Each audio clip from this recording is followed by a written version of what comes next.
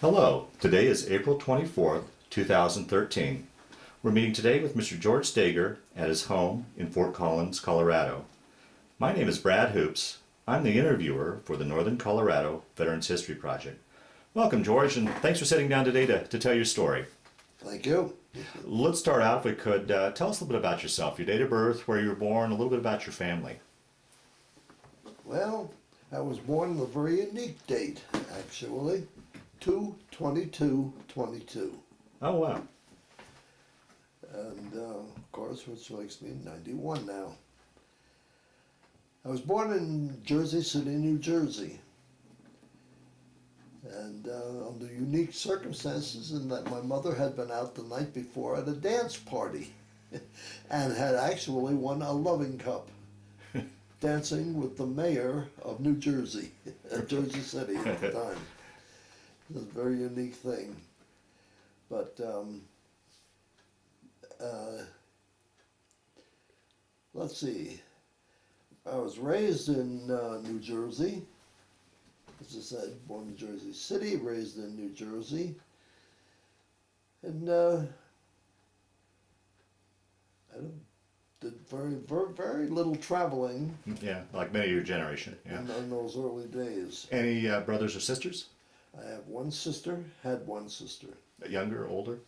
younger. Younger, okay. And what'd your father do for a living? He was a member of the United States Coast Artillery. Oh. He was an Army man, sergeant in the Army. And one question I like to ask before we move on to your military experience, do you have many memories, and was your family much affected by the Great Depression? We were, we were so poor we hardly could afford a father. Matter of fact, my mother and father soon fell out, and she divorced him. Mm. And my sister went to live with relatives. So it was my mother and I during the Depression. And she raised me as best she could. She Yeah. took any job she could find. She had worked at so many different odd jobs. She had mostly factory work. And very odd jobs all over different kinds of jobs. Mm-hmm. Ferrota asbestos brakes, for instance, was one of their things. And chocolates. Schaefer chocolates, she worked for them. So she had any job that she could get. She finished 6th grade in school. Mm. And that was one of the reasons why she insisted that I finish high school. And at that time, they were growing up primarily in New Brunswick, New Jersey, right next to Rutgers University, by the way, and had a place in my mind because I thought I someday might like to go there. But I knew that I couldn't, so I didn't try to do anything in high school. Couldn't because financially you just didn't. My mother insisted I graduate from Yeah. high school. She didn't insist I graduate with A's. Oh, okay. Oh, okay. She insisted that I graduate from high school. Okay. And that was it. Okay. So you graduated what, 1940? I graduated in 1940. And take your story there after you got out of school. And 1940, I went to get a job. I was going to join the Navy was my aim. But this was before the war. Right. So I wasn't too anxious to join the Navy then. But, so I got a job. I got a job at the Raritan Arsenal, which is a branch of the United States Army. The Raritan Arsenal, they had a publications department there, which is where I was assigned, simply as a high school graduate who had graduated with extra honors in art. And they saw that I had an art specialty when I got the job at Raritan Arsenal, and they assigned me to the publications department in the so that I could be part of the working there But in a civilian capacity, you in were. a civilian Okay. capacity. Okay. The publications division there published standard nomenclature lists and technical manuals of anything that was used for ordnance, which is so shooting. Yeah. So anyway, I was part of the making of books and things, and that's what I was doing when December the 7th came along. Do you remember that day and where you were and what you were thinking? On that day, my best friend at that time, a fellow named Elmer Matus, Elmer and I were working for, were rather playing football, the pickup game that we were playing. It was a Sunday afternoon, and we were playing a pickup game, and we went back to his car at halftime to see what was going on in the way of news. And see, he did have a radio in his car. Mm-hmm. Actually, it was his big brother's car. Anyway, we heard all of a sudden that Pearl Harbor had been bombed. We didn't think much of it because it was just an initial break. Mm. So we went back and actually finished the game. When it was over, we went back to the car and we turned on the news again and then found out how bad it was. So we decided we were going to both join up right away. Oh, is that right? Wow. Matter of fact, there were about 6 of us who decided that we were going to volunteer right away and join up. The other guys, next Monday morning, we all went down to register and to sign up. Can you describe the scene, what the scene was like down at the draft boards or the There were a bunch of guys Yeah. there, and the first thing I found out was that I couldn't join because I was already a member of the armed forces because I was tied into my job in the publications division. So I could not join. Huh. The other guys, one of them, Elmer, became a flight cadet. Other guys joined the Marine Corps, and my very best, next best friend ended up in Guadalcanal. Mm. I was sitting home writing publication books, and I did have a knack for art. I did have a knack for writing, so that they kept me there. They wouldn't release you? They would not release me until I trained somebody to do my job. So they gave me this very cute little Italian girl, and I had to train her to do my job. Evidently, she was a slow learner because it took about 6 months to train her to do the job. Anyway, finally, actually it became October the 22nd of 42 that I was released and was able to go in and volunteer. So I joined the Navy at that time, on that date. Now, of all the service branches, how did you come to choose the Navy? The joke, of course, was that I didn't want to walk where I was going to go, Yeah. and the Navy had ships, so I could sail there. But I always had liked the Navy anyway, and I knew that my father had been in the Coast Artillery. He had been in the Coast Artillery guarding New York City, Hmm.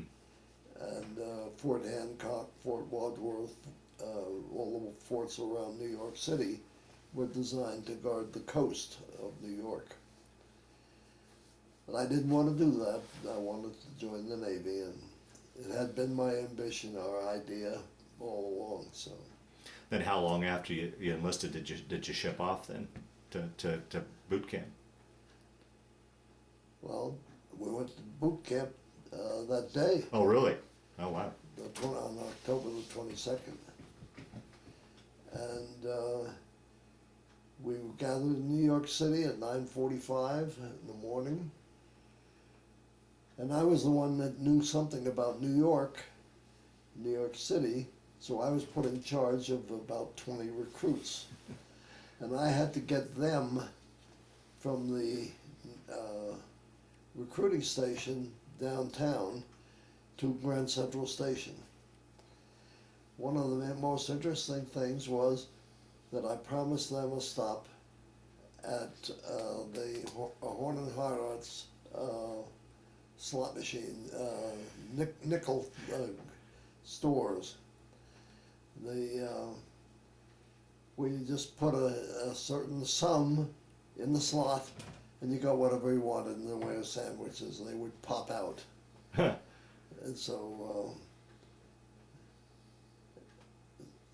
anyway, I successfully got the bunch of them to Quonset Point of Rhode Island. And it was hours and hours and hours on the train, but we still finally made it. Now, how was it, being your mother's only son? What was her feelings about you joining and going off? Did she talk much about that, or was she supportive, or? Oh, she was unhappy. She was supportive too. And she knew it had to be anyway, because I had received endless number of letters from from the draft, and they kept sending them back, sending me letters saying, "Go, you're going to go to jail." And I keep telling them that I was already working for the Army and so anyway, it must have been 6 or 8 letters that I had with the draft board, and they were telling me, "Go to jail." Anyway, Where'd you go off to boot camp then? ended up at Quonset Point in boot camp. Oh, okay. And one of the most interesting things, that night, it had been, this was, as I said, October the 22nd, 42. And we were, the hours and hours getting there. Finally, at 1 o'clock in the morning, we were given our shots, and we were told to go to bed. All our clothing and everything else told to go to bed. There was one fellow with us. His name was Vernon Struck. Vernon was being teased by the gang because they found out that he was a member of a choir. Vern had a beautiful voice, which we learned about when he started singing, because the best of the guys teased him into singing, and he sang I forget what exactly, "Nearer My God to Thee," a very fine song. And he silenced that group beautifully. His voice just carried us off to sleep that night. Wow. It was a very thrilling thing. Yeah. And next morning we woke up, we were ready. Wow. So. And how was that transition going from civilian life into military life for you, boot camp and such? I had the shortest, the group I was in, had the shortest boot camp anybody in the Navy ever had. Oh, really? We had a 26-day boot camp in which they crammed so many things in, and everything that was needed to make basic enlisted men of us sailors. Just because they just needed to move men as fast as they could and through? The idea was to turn it over. Yeah. After 26 days, I received a 26-day furlough because the boot camp, the camp school that I was going to go to, had started the day before. Oh boy. Oh. So there was, I had to have this lapse in time so that they could get me into the camp. I was sent to aviation ordnance school.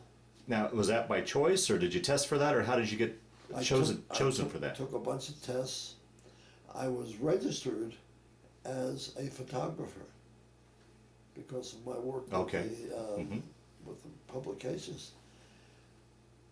They ignored that completely and sent me to aviation ordnance school because I guess they needed gunners. Okay. Aviation ordnancemen learned everything because I did have some background in knowing about the All right. various guns and things.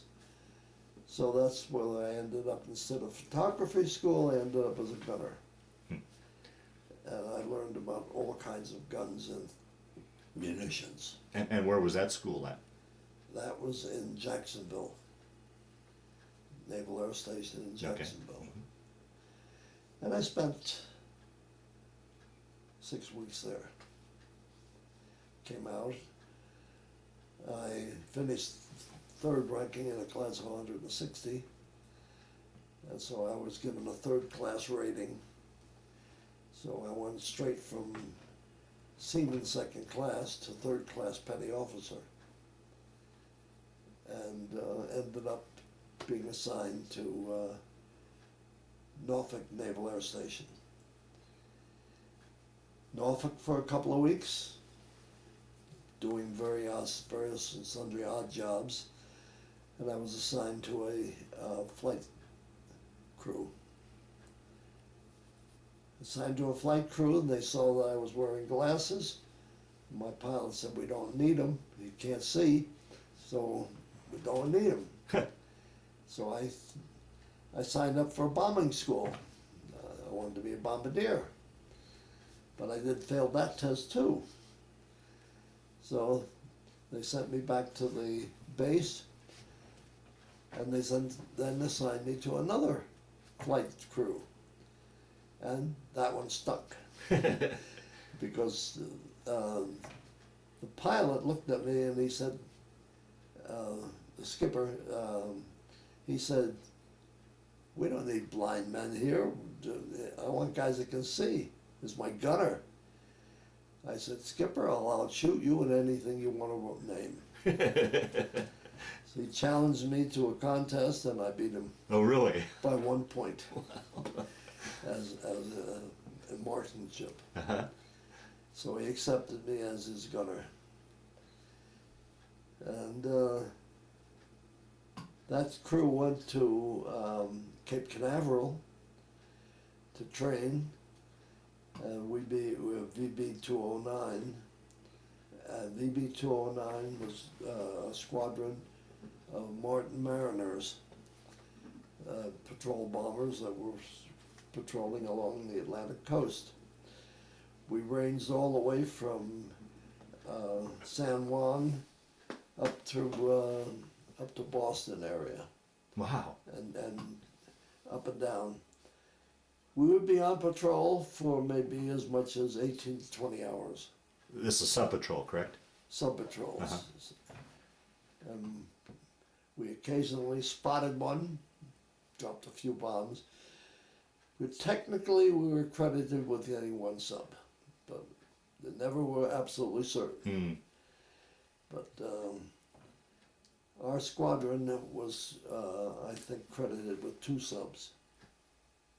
Now, prior to the service, had you even ever been up in an airplane? Never. Yeah. Never.